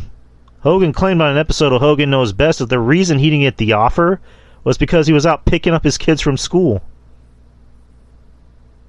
So he missed the call from the Well, I heard that was actually true though. Oh man. That he where he was like, "Oh, you can have like a juicer or a grill," and like he missed the phone call or whatever. I heard that was true. Hulk Hogan did claim that back in his heyday, he wrestled in 400 days in 1 year. Hogan claimed that since he traveled so frequently between the United States and Japan, the time difference made the 400 days a possibility. There you go. 100% true. It's math, brother. In Hulk Hogan's autobiography, he made the claim that Elvis was a Hulk Hogan fan before Hogan joined the WWF. He did work in Memphis in 1977. However, Elvis died in 1977. That's hilarious. Jesus Christ. Elvis Mania, brother. Hogan claimed that both Metallica and the Rolling Stones wanted him as their bass player, but Metallica member Lars Ulrich came to Hogan himself to ask him to play with the group. That I did hear about. Oh, man. I'm not saying it was true, but I heard the story before. Hogan claimed he had been offered and turned down a so-called Legends match at WrestleMania 22. The Legend match? Hulk Hogan versus Greg Valentine. Oh, Jesus Christ. All right, I'll do 3 more, and that's it. When he ran for president, Leno asked Hogan about his platform, Flat Tax Brother. Jay asked him to explain to him for the folks at home. Hogan stammered before coming up with the 16%. Jay asked how he came up with that number. He mumbled something about 16% being higher than 15%. The fuck?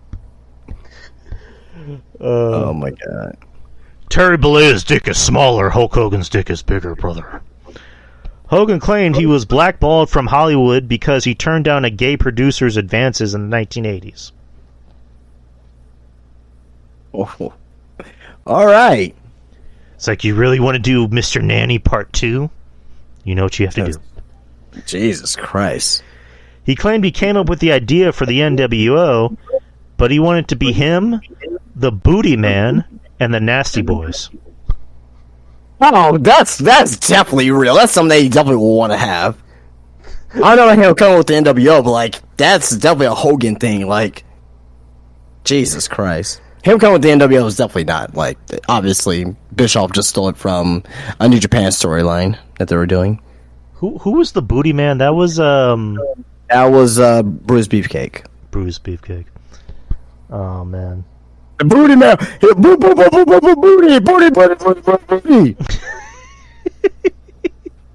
I'm being that serious. He used to say that. Like Hogan used to say that to the booty man. Jesus Christ. Is that where Bubba Starks got the name of the song, Mr. Booty? I don't know, but it's on one of the OSW review arcs. They did a what arc was it? It was the Booty Man arc, because they did a Bruce Beefcake arc, and basically they basically did like when he was like the Booty Man, when he was like the Zodiac in WCW, and they did like not all WCW pay-per-views, but they did like 4 WCW pay-per-view events, and one of them. Hogan was, I forget which one it was. I don't know. Remember which one. It was like, boo, boo, boo, boo, boo, boo, boo, boo, boo. I gotta find it. Apple pie. Yeah. I'll send it. I'll send in the chat later on if I find it. If I want to look for it, actually. But yeah. But if not, just look up OSW review. WCW. There you go. Oh, these are too good. I don't know. I know. I said I wanted to finish up, but these are just too good. All right, I'll do 3 more, and I'll just pick them. I'm not gonna do them by order, and then that's it. Let's see. He said he used to be 6'9", but now after his back and knee injuries, he's only 6'4". I mean, you can shrink. I don't know if you can shrink that much, but you can shrink for sure. Okay, I'll give him that. Let's see. He sat next to Kerry Von Erich on a flight to Japan 72 hours before Kerry killed himself. No, that didn't happen because Kerry fucking killed himself in Texas on his dad's ranch. Hogan. Last one. Let me just pick the last one. He claimed that Vern Gagne got Nick Bockwinkel to shoot on him during one of their AEW title matches. Hogan shot back and won the fight. Definitely not true, because we all seen AEW, and they were not in AEW, so. Alright. Well, that's everything, people. That's the show. Finishing up relatively early tonight. But, yeah, again, kind of a slow news week. But I was gonna ask you, man, do you want to just take next week off? Sure. Right. I mean, I asked. I'm thinking. I'm like, I don't know if there's anything going on next week, but yeah, sure. Yeah, I was gonna ask because there's no paper. No, I'm sorry. I was gonna say, what do we think the audience thinks? I don't know, guys. Because next week is the holidays, and NXT is gonna be pre-taped. I believe SmackDown is gonna be pre-taped. And yeah, I mean, just let's just take next week off, and then the week I after. mean, unless something huge happens, but right. I mean, unless something like Tony Khan goes to jail for for having 25,000 keys of coke in his trunk. I don't know. Exactly. If something massive happens, guys, we'll cover it as a breaking story. But next week, we're just going to take the week off, being that it's the holidays. So, yeah. And then the week after, of course, will be our year-end show.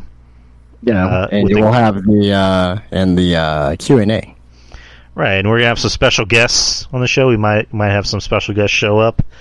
Of course, me and Justin will be here covering it, talking about the best and worst of wrestling in the year 2023, and some Q&A, and some special guests. What do we have like the categories or anything ready?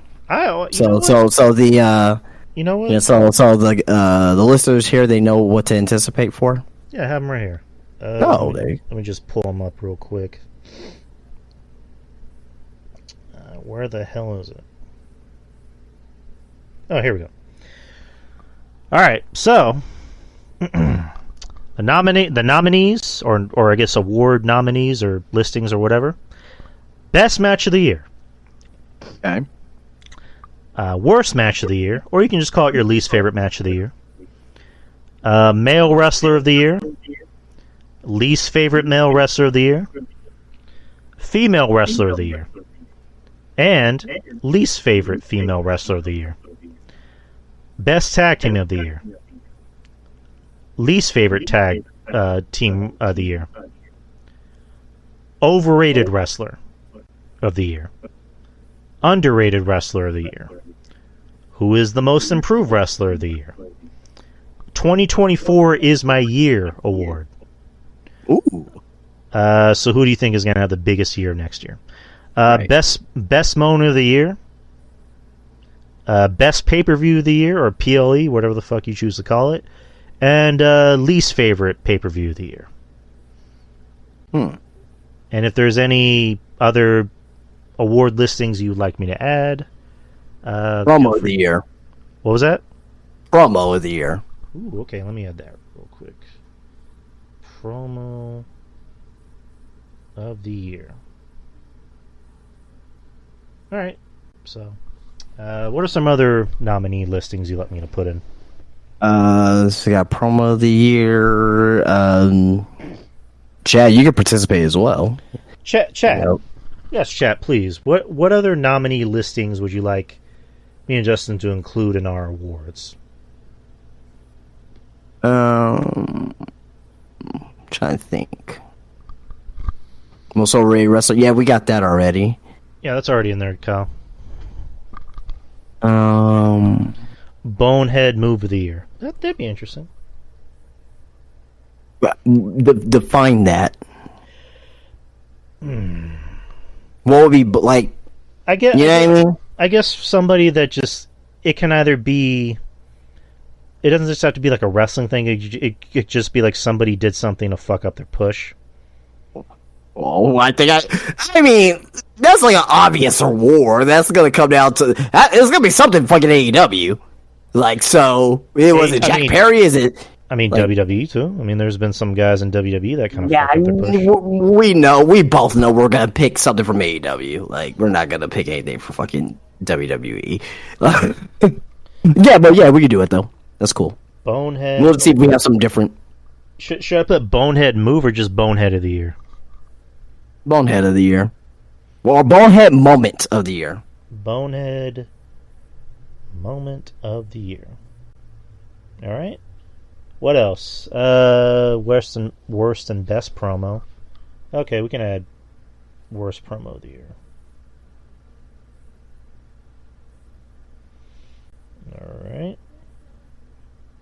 All right, chat. What else you got? What are some other nominees we can put? We can put in two more.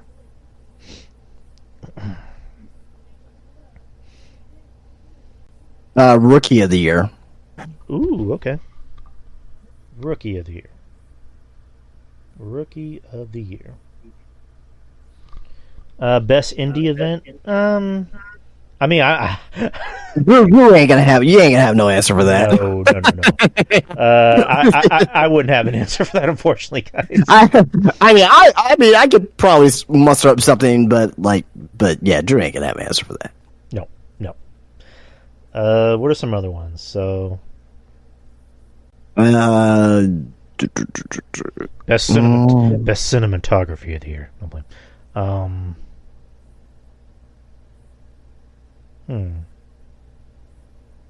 I don't think you gotta have one more. Best figure of the year. No, I'm just kidding. Like you're like, oh, what the fuck? No, that's so stupid. Best Let me move? see. Best move? Nah, it's boring. Best announced team?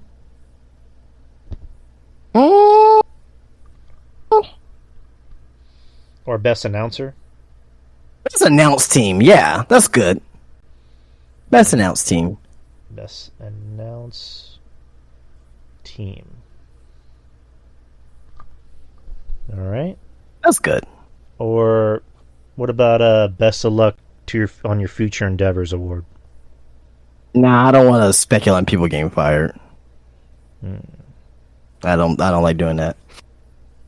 All right. Most shocking moment of the year?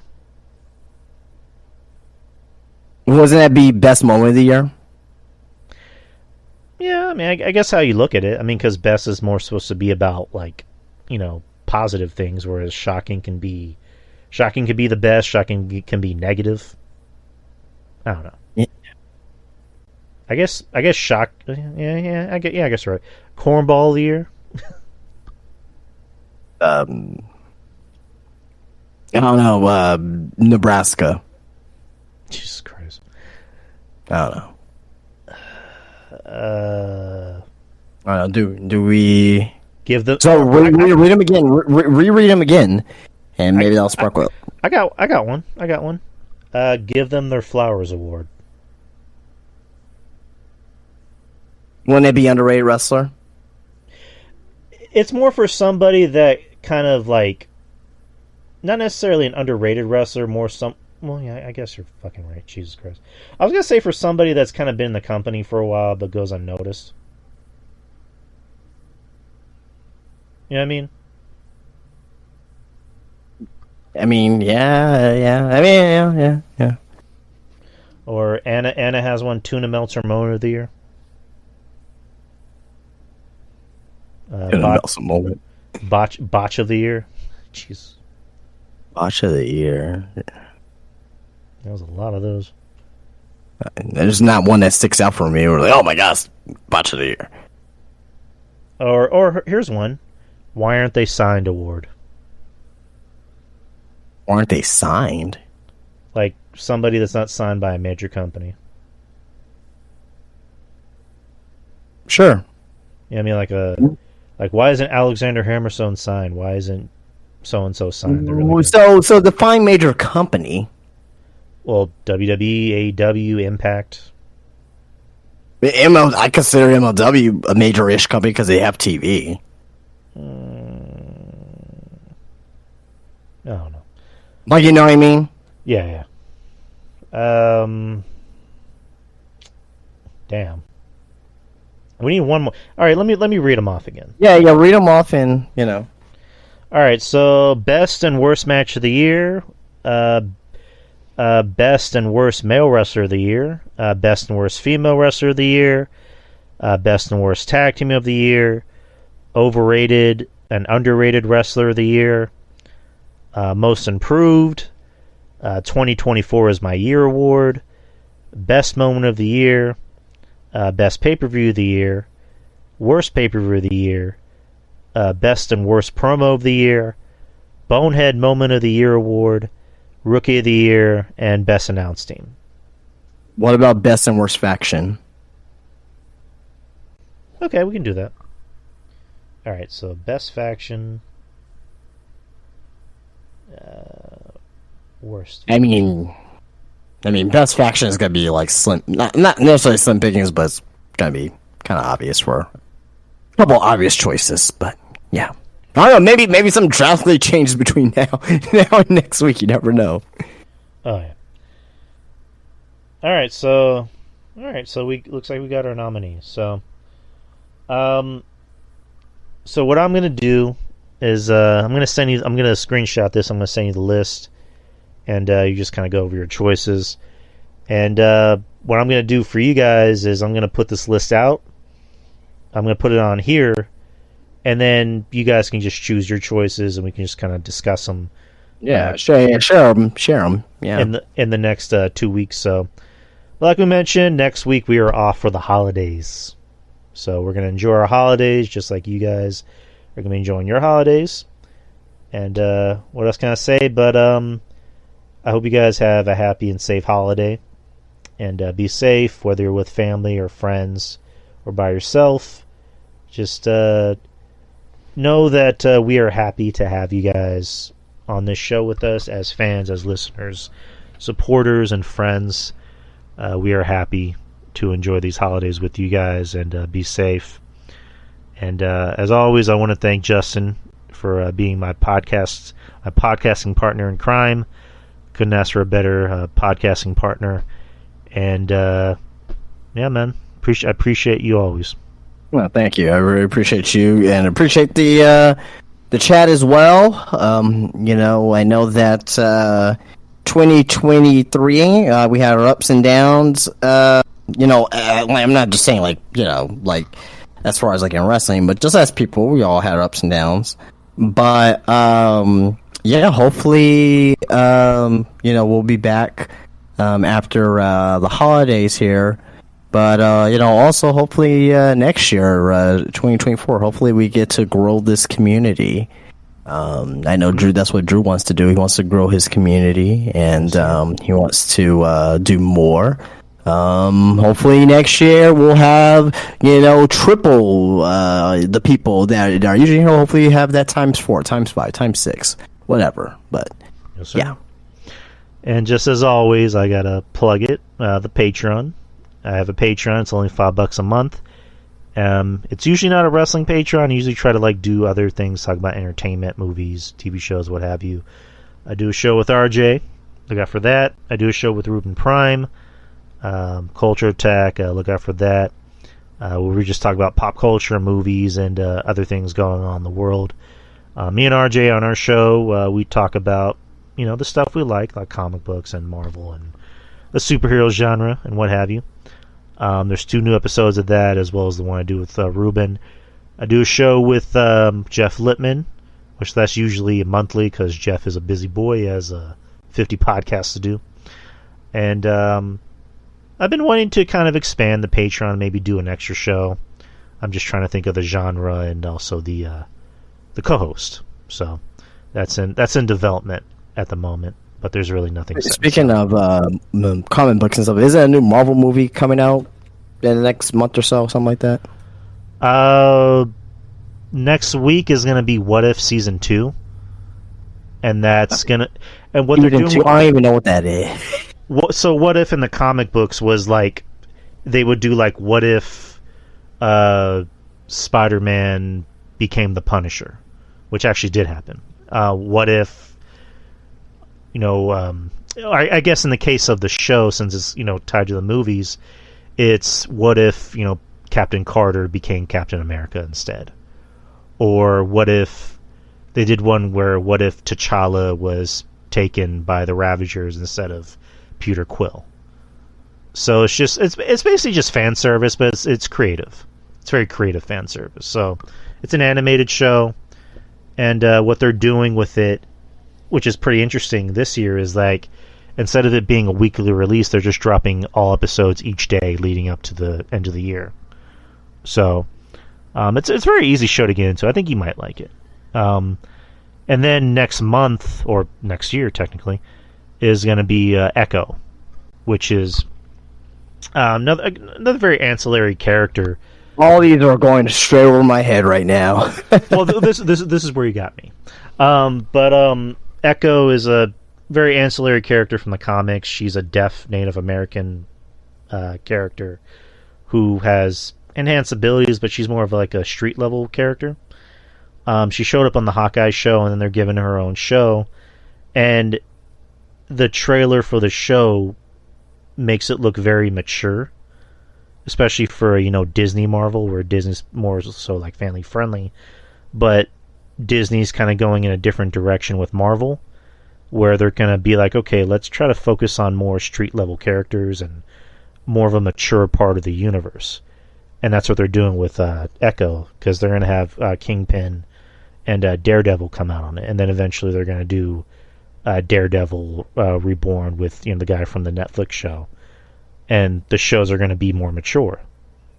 Like, they're going to be TVMA mature, and they're going to be under a new thing called Marvel Spotlight, where it's going to be more about mature, you know, character-based stories, and not so much, hey, let's connect everything, which is good. You know, not everything needs to be connected, so focus on character arc. And then next year we're getting Deadpool 3. All right, that's probably the first Marvel movie in a few years I'll probably actually go see in the theater. Right, it's going to be you got Wolverine, Hugh Jackman coming back. And then it's going to, I think they're from the way it looks, they're doing Deadpool Kills the Marvel Universe, which in this case is going to be Deadpool Kills the Fox Universe, because they're bringing back a lot of characters from, you know, non-Disney Marvel. They're bringing back, you know, the X-Men, and, you know, they might even bring back the Fantastic Four and Elektra, Ben Affleck's Daredevil. But Jesus Christ. Basically to kill them off, so that way they can get rid of the old world and, you know, merge it with the new world. But I look forward to it. It's actually going to be the only MCU movie coming out next year, which is good. Oh, it is? Right. So, long story short, before we get out of here. So, like, Marvel MCU has been kind of in a pickle, so to speak, because, you know, yeah, you're telling me. Right. They've been kind of like getting a lot of backlash on their films, and, you know, one of the biggest, you know, complaints is that there's too many movies coming out a year, and I've agreed. Like, I think there's too many movies. Quantity over quality. That's what they went with, and it's right. And I can care less about Shanghai or wherever the fuck. Like just give me my fucking, you know, X-Men, Spider-Man. Just give me my regular shit. I don't give a fuck about Doctor Strange. Like, I don't care. Right, and me and RJ, we talked about this, and we both agree, like, not everything needs to be a show, not everything needs to be a movie. And I think the Disney Plus shows have been kind of done more harm than good, because they've been trying to connect it, but they've also, like, kind of caused some dissension with the fans, even, like, casuals, because now casuals went from being, okay, so do I need to watch this movie to know this character? And now it's like, oh, I need to watch a Disney Plus show and another movie to know this character. And unfortunately, the Marvels was kind of like the straw that broke the camel's back, and that's become, you know, the MCU's like first big flop as far as like box office goes. And I actually like the Marvels. I mean, it was, you know, not great, and there were problems, but I actually enjoyed it. But it kind of looks like they're going back to quality over quantity. You know, because again, next year we're only getting one MCU movie, and that's all you need. It's Deadpool 3. My God, when was the last time one Marvel movie came out? Like, it has been since like 2002. So there was all right. So a long time. Well, if we're talking about MCU, so 2008 was Iron Man. Well, no, a Marvel movie. Period. Well, that's what I was getting into. So like. Well, yeah, because before it was just like every other year. Okay. Because like Spider-Man would come out like every 2 years. Well, 2007 was Spider-Man 3. Right. And then 2008 was Iron Man. 2009, I think 2009 was Origins X-Men. 2010 was Iron Man. 2010 was Iron Man 2.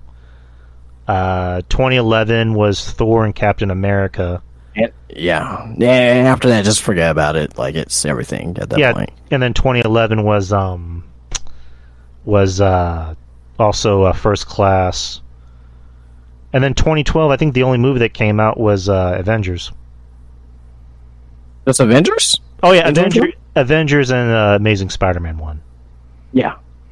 And then I forget, Keith is asking me when did Blade come out. Blade came out in 97. Yeah. 97, 2000, and then 2004 or 3. 2004 is when Blade Trinity came out. But Yeah, damn, okay. It came out that late. All right. But yeah, there are too many superhero movies coming out, and I think the problem is just quality over quantity. But that's another conversation. But we're done for the night, peeps. We will see you in a few weeks, and have a happy and safe holiday, and be safe, and peace out.